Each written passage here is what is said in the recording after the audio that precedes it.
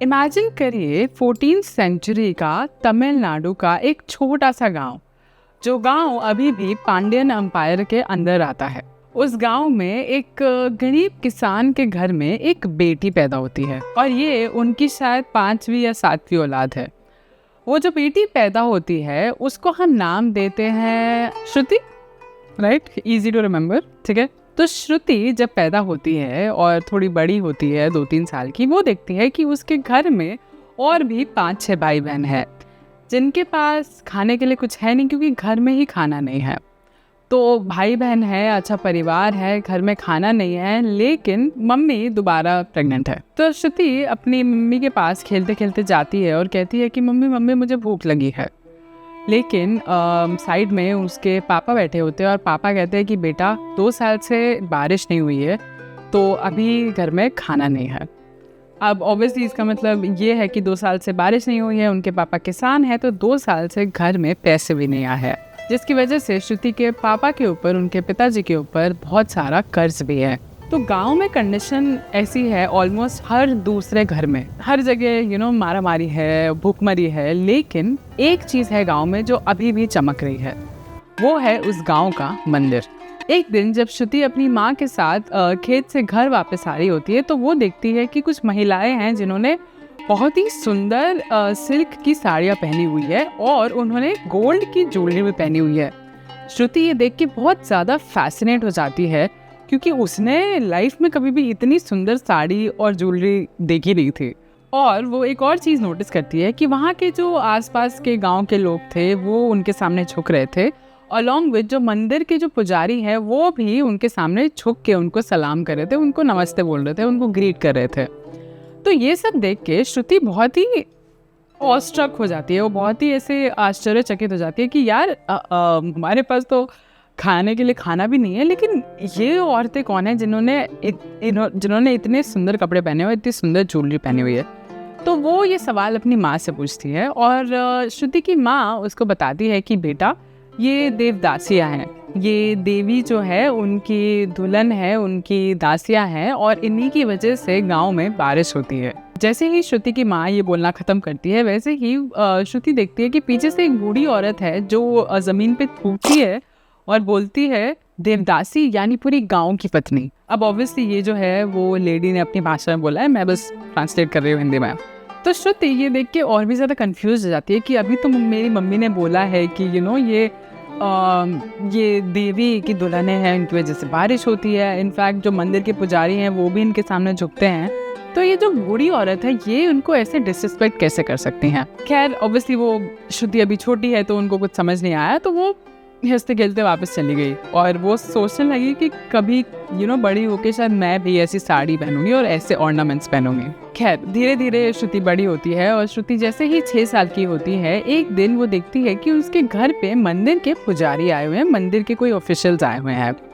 तो मंदिर के ऑफिशियल्स को जैसे ही सर्व किया जाता है, उसके बाद श्रुति के जो माँ बाप हैं वो श्रुति को लेके उनके पास जाते हैं और वो जो ऑफिशियल्स हैं वो श्रुति के दांत देखते हैं, श्रुति की आंखें देखते हैं, श्रुति की बॉडी चेक करते हैं और श्रुति से कुछ कहे बिना वो सीधा श्रुति के मम्मी पापा को बोलते हैं कि ये चुनी गई है। श्रुति को कुछ समझ नहीं आता है कि मैं चुनी गई हूँ किस चीज़ के लिए, मतलब वो अपने पापा की तरफ देखती है, वो अपनी मम्मी की तरफ देखती है, लेकिन कोई कुछ नहीं कहता। और देखते ही देखते वो जो 3 ऑफिशियल्स आए थे टेम्पल से, मंदिर से, वो श्रुति को अपने साथ लेके चले जाते हैं। वो श्रुति बेचारी आंसर्स के लिए परेशान होती रहती है, पीछे मुड़ के बार बार अपनी मम्मी पापा को रो रो के बोल रही होती है कि मतलब मुझे कहाँ भेज रहे हो, लेकिन कोई कुछ नहीं बोलता, क्योंकि श्रुति के बलिदान की जो कीमत है उससे श्रुति के पापा का जो कर्ज था वो मिट चुका है, वो कर्ज उतर चुका है। तो ऑब्वियसली श्रुति को मंदिर ले जाया जाता है और एक बहुत ही बड़ी सेरेमनी रखी जाती है जहाँ पे पूरे गांव के लिए खाना होता है, म्यूज़िक होता है, एंटरटेनमेंट होता है और सब बहुत खुश दिख रहे होते हैं, लेकिन श्रुति को समझ नहीं आ रहा होता है कि ये हो क्या रहा है और क्यों हो रहा है। तो इन सब सेलिब्रेशंस और खाना पानी और म्यूज़िक के बीच में एक पुजारी श्रुति को अंदर लेके जाते हैं जहाँ पे देवी होती हैं। देवी के सामने श्रुति को एक पीला धागा, जिसको तल्ली बोलते हैं, वो पहनाया जाता है, ये कह के कि अब श्रुति की शादी जो है वो देवी से हो गई है और वो देवदासी बनने जा रही है, मतलब देवी की दासी बनने जा रही है। श्रुति को लगता है कि ये मेरी जो शादी है वो देवी से हो गई है और मैं अपनी पूरी ज़िंदगी देवी के साथ बिताने वाली हूँ, उनकी सेवा में बिताने वाली हूँ। लेकिन असलियत ये थी कि श्रुति के माँ बाप ने श्रुति को हमेशा के लिए उस मंदिर को बेच दिया था। तो जब वो सेरेमनी ख़त्म हो जाती है तो श्रुति सीधा अपनी मम्मी के पास भागना चाहती है, अपनी मम्मी को बताना चाहती है, उससे पूछना चाहती है कि क्या हो रहा है।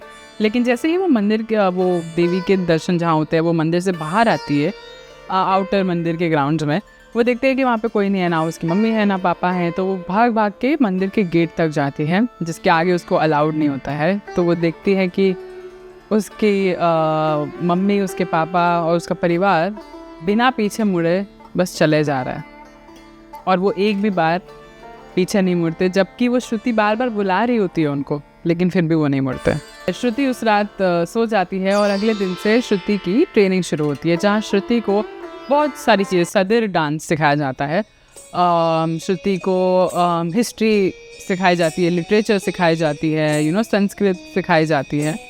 और श्रुति धीरे धीरे यही सोचती है अपने बारे में कि शायद ये जो है वो मेरी बेटरमेंट के लिए है, क्योंकि घर पे तो खाने को खाना नहीं था, यहाँ पे उसको अच्छे कपड़े मिलते हैं, खाना मिलता है, उनको उसको सीखने मिल रहा है, उसको डांस करना इतना पसंद है तो उसको डांस सीखना मिल रहा है। और उसकी जो एजुकेशन है वो भी अब वो भी कर रही है वो। तो उसको लगता है ये शायद जो मेरे मम्मी पापा ने किया वो मुझे बेटर लाइफ देने के लिए ही किया है। तो श्रुति को जो डांस सिखाया जा रहा है, जिसका नाम सदर था, उसका फुटवर्क ही इतना मुश्किल है कि वो सीखते सीखते ही 2 साल बीत गए। तो जब तक श्रुति 10 साल की हुई, श्रुति उस मंदिर की सबसे बेहतरीन डांसर थी। मतलब वो इतनी अच्छी डांसर्स थी कि वो मतलब बड़ी बड़ी जो वहाँ पे ऑलरेडी देवदासियाँ थी, जो बहुत टाइम से ये डांस कर रही हैं, उनसे भी ज़्यादा वो बेटर थी। और वो इतनी अच्छी थी कि अब वो लोगों को अट्रैक्ट कर रही थी।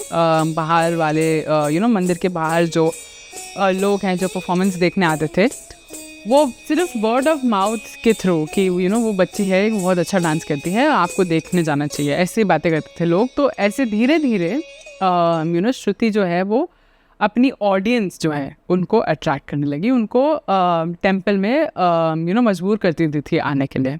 तो श्रुति का जो ये बिलीफ था कि मैं यहाँ पे घर से बेटर कर रही हूँ, वो और भी ज़्यादा सॉलिड हो गया, क्योंकि उसको अब दिखने लगा कि जो आसपास के लोग हैं वो उसको उसकी डांस की कला की वजह से और उसको इज्जत देने लगे थे। लेकिन श्रुति एक और चीज़ नोटिस करती है कि जो बाकी की जो बड़ी देवदासियाँ उसके अराउंड हैं, जो already must be in there late 30s और ओल्डर, वो उनकी जो आँखें हैं ना, उनमें खुशी नहीं है। वो हमेशा चुप चुप रहती हैं, वो खुसफुस करके बातें करती हैं। और जैसे ही श्रुति वहाँ जाती थी उनके आसपास, वो चुप हो जाती थी, बिल्कुल कुछ नहीं बोलती थी। तो वो देखती थी कि बट ऐसा क्यों है, मतलब क्या मेरे अगेंस्ट कुछ बात हो रही है या जो भी है। वो बहुत कंफ्यूज रहती थी, लेकिन उसको फ़र्क नहीं पड़ा। वो सिर्फ अपने डांस पे ध्यान देती थी और अपनी पढ़ाई लिखाई पे ध्यान देती थी। तो धीरे धीरे टाइम बीतता है और श्रुति अब 13 साल की हो चुकी है। बीच में एक भी बार ना उसके मम्मी पापा उससे मिलने आए, ना कुछ हुआ, नथिंग। वो अपनी ज़िंदगी को एक्सेप्ट कर चुकी है। उसने सोच लिया कि मंदिर ही मेरा घर है और मैं यहीं रहती हूँ, मैं यहीं अपना जो सर्वाइवल है वो यहीं करूँगी। लेकिन एक दिन जब श्रुति उठती है तो वो अपने बेड पे जो है वो खून देखती है।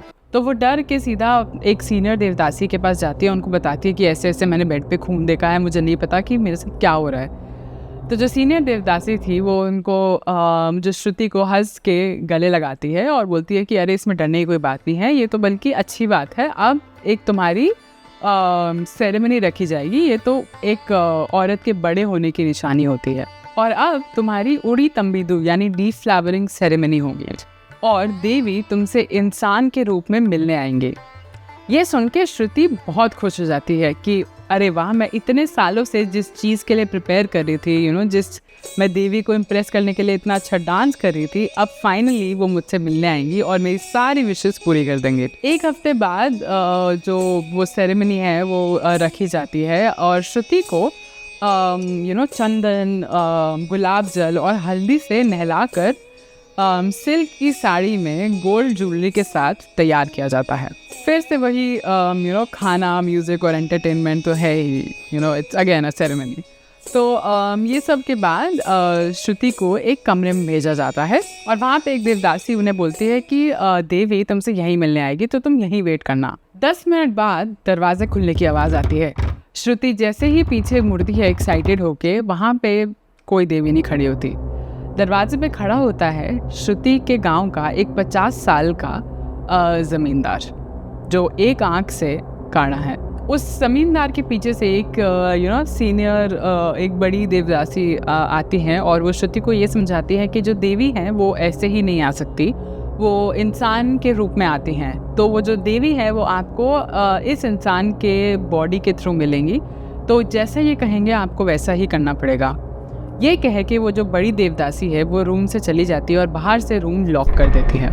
उस रात बेचारी श्रुति को समझ में आता है कि वो जो बूढ़ी औरत थी जिसने ज़मीन पे थूका था वो क्या कह रही थी, कि अब श्रुति देवी की नहीं, पूरे गांव के पुजारियों और रईसों की पत्नी बन चुकी थी। अगली सुबह जब श्रुति उठती है तो एक नई देवदासी आती है और वो देवदासी श्रुति के पुराने फूल निकाल के नए फूलों से सजा देती हैं उसके बालों को दोबारा और श्रुति को कंग्रेचुलेट करती हैं, बोलती है मुबारक हो, अब तुम पूरी तरह से देवदासी बन चुकी हो। वो श्रुति को एक मिठाई देती है मुंह मीठा कराने के लिए, लेकिन श्रुति को वो मिठाई की मिठास आती ही नहीं है, उसको उस मिठाई का कोई टेस्ट नहीं आता है। धीरे धीरे साल बीतते हैं। श्रुति अब 17 साल की हो चुकी है और इस समय वो मंदिर की सबसे बड़ी अट्रैक्शन है। वो सबसे ज़्यादा व्यूअर्स लाती है और वो सबसे ज़्यादा पैसे भी लाती है, क्योंकि लोग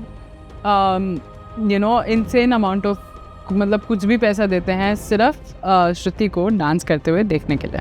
और लोग तो क्या, बल्कि श्रुति को देखने के लिए दूर दूर से राजा लोग और नवाब साहब और बड़े बड़े लैंडलॉर्ड्स आते हैं उसको देखने के लिए और बहुत पैसा खर्च करके जाते हैं, टेम्पल को गिफ्ट्स देके जाते हैं। ऐसे ही एक दिन जब श्रुति परफॉर्म कर रही थी लोगों के लिए, ऑडियंस में एक बहुत ही बड़े सन्मंत यानी कि एक बहुत ही बड़े नोबल मैन बैठे थे जो श्रुति पर बिल्कुल फिदा हो चुके थे। वो नोबल मैन जो है वो श्रुति को लैंड देते हैं। वो कहते हैं कि मैंने तुम्हारे लिए एक लैंड लिया है और वो तुम्हारे नाम पे है, वो जिनके पेपर्स मैंने मंदिर में दे दिए हैं, और श्रुति के हाथ में एक सोने के गहने पकड़ा देते हैं। श्रुति ये सोच के बहुत खुश होती है क्योंकि उसने लाइफ में पहली बार कुछ ओन किया है, पहली बार उसके नाम पे एक ज़मीन है और उसके गहने तो हैं ही। तो जब भी वो नोबल मैन आते थे वो बहुत खर्चा करके जाते थे, वो मंदिर को भी मंदिर को भी ज़मीन देते थे, मंदिर को भी पैसे देते थे और श्रुति को तो पैसे देते ही थे। तो ये सब देख के श्रुति को लगा कि उसके पास पावर आ गई है, क्योंकि जब वो अब मंदिर में घूमती थी तो जो बाकी की जो देवदासियाँ हैं वो उनके सामने झुक जाती थी, उनको रिस्पेक्ट देती थी। और जो पंडित के पुजारी हैं, जो ऑफिशियल्स हैं, वो भी उनसे बहुत इज्जत से बात करते थे, वो भी श्रुति से बहुत इज्जत से बात करते थे और बिल्कुल उनको बिल्कुल तंग नहीं करते थे। उनको जो भी चाहिए होता था वो मिल जाता था, क्योंकि उनकी वजह से मंदिर जो है वो चल रहा है, वो फ्लरिश कर रहा है। तो श्रुति को लगा कि वो इंडिस्पेंसेबल हो गया, यानी कि अब श्रुति को कोई भी श्रुति की जगह कोई भी नहीं ले सकता।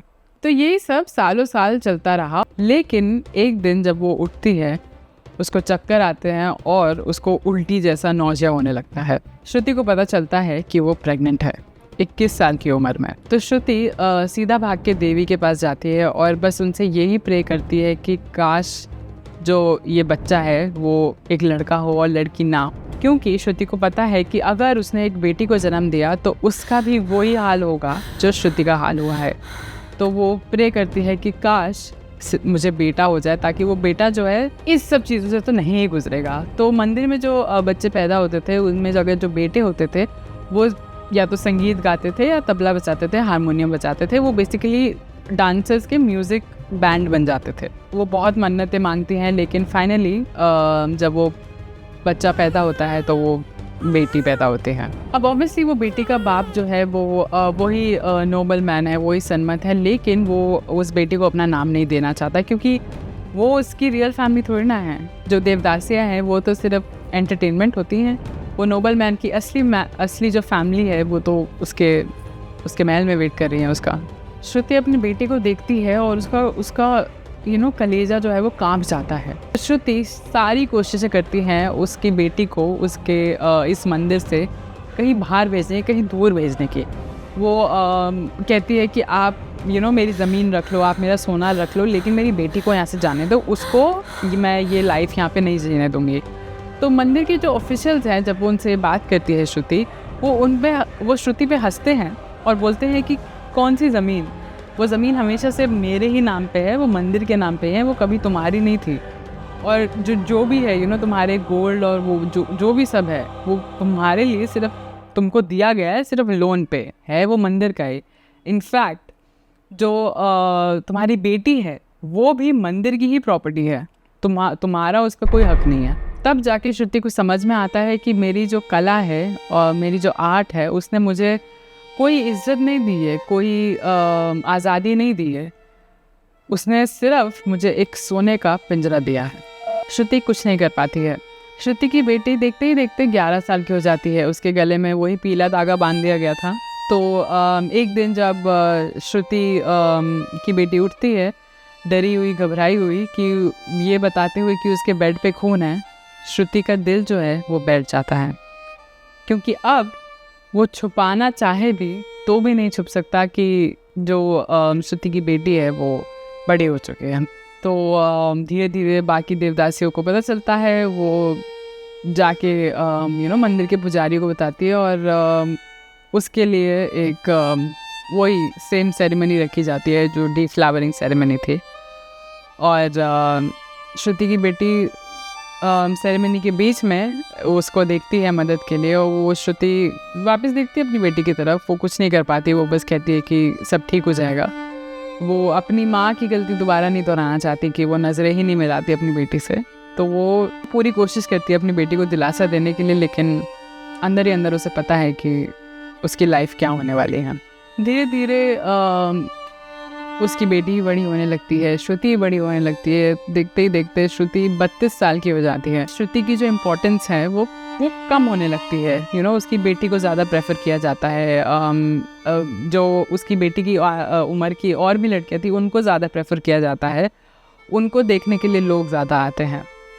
तो धीरे धीरे जो श्रुति की इम्पोर्टेंस थी, जिससे उसको लगता था कि मेरे पास पावर है और मैं कभी रिप्लेस नहीं हो पाऊंगी, वो अपनी खुद की बेटी और उसके बेटे की उम्र की जो लड़कियां थी उससे रिप्लेस हो जाती है। अब क्योंकि मंदिर के लोग देखते हैं कि श्रुति ज़्यादा ना ऑडियंस ला पा रही है, ना ज़्यादा पैसे ला पा रही है ज़मींदारों के थ्रू और रईसों के थ्रू, तो एक दिन जब वो उठती है श्रुति, उसको मंदिर के पुजारी बुलाते हैं और उसको मंदिर से निकाल देते हैं, बिना किसी नोटिस के, बिना किसी पेंशन के, कुछ भी नहीं। जस्ट एक दिन श्रुति को बोल दिया कि अब आपकी ज़रूरत नहीं है और आप मंदिर से निकल जाओ।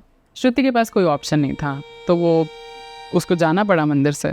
जब वो मंदिर से बाहर निकलती है उसको पता चलता है कि वो सिर्फ यहाँ पे एक सामग्री थी, एक ऑब्जेक्ट थी जिसको यूज़ किया गया और अब फेंक दिया जा रहा है। तो श्रुति जो है वो बाहर निकल के दूसरों के खेतों में खेती करने लगी। कुछ तो गुजारा चलाने था उसको, तो वो ऐसे ही मेनियल जॉब्स करके, खेती करके अपना खर्चा जैसे तैसे निकाल रही थी। कभी कभी उसको खेती करते समय या गांव से गांव में गुजरते हुए अपनी बेटी के बारे में सुनने मिलता है कि वो इतना अच्छा नाचती है, उसको देखने जाना चाहिए और ये सब।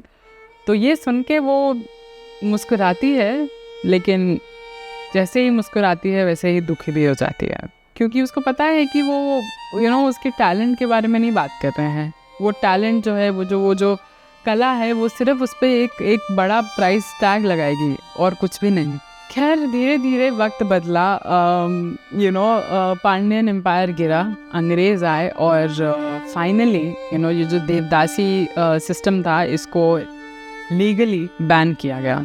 लेकिन जो नृत्य उन देवदासियों ने जो आर्ट, जो डांस की हम बात कर रही है, वो जो देवदासियों ने अपने अपने खून और आत्मा से सींचा था, they perfected it with their blood and soul literally, उसको अब साफ सुथरा करके एक नया नाम दिया गया, भरतनाट्यम। दुनिया ने इस डांस को एक महान सांस्कृतिक धरोहर की तरह अपनाया, लेकिन उन हजारों लाखों लड़कियों की बात किसी ने नहीं करी जिनकी जिंदगियां इस आर्ट फॉर्म के पीछे, इस डांस के पीछे तबाह हो गई हैं। तो नाम तो बदल दिया हमने, लेकिन अगर आज भी आप कर्नाटका में जाओगे स्कूल का फॉर्म भरने के लिए, जहाँ पे आप अपने फादर का नाम नहीं लिखोगे, तो आपका फॉर्म जो है वो रिजेक्ट कर दिया जाएगा। So the game is still on, वो अभी भी चल ही रहा है। Anyway, that was the video. अगर आपको ये वीडियो पसंद आई हो तो लाइक करना, शेयर करना, सब्सक्राइब करना। आई नो स्टोरी बहुत ही डार्क और हैवी थी, लेकिन जो सच है वो सच है, और I think it was important ये बताना कि हमारा कल्चर जो है, हमारा जो Bharatanatyam which is such a respected art form, वो आता कहाँ से है। It's called Sadir. तो अगली बार कोई पूछे अगर आपसे तो बता देना कि कहाँ से आता है। खैर, the dance form of course, no disrespect, बहुत ही सुंदर है, काश मैं सीख पाती। Anyway, yes that's it. Comments में बताते जाना क्या आपको पता था इसके बारे में, and if there is anything else you want me to cover, तो yeah that's it. Thank you, take care, piece.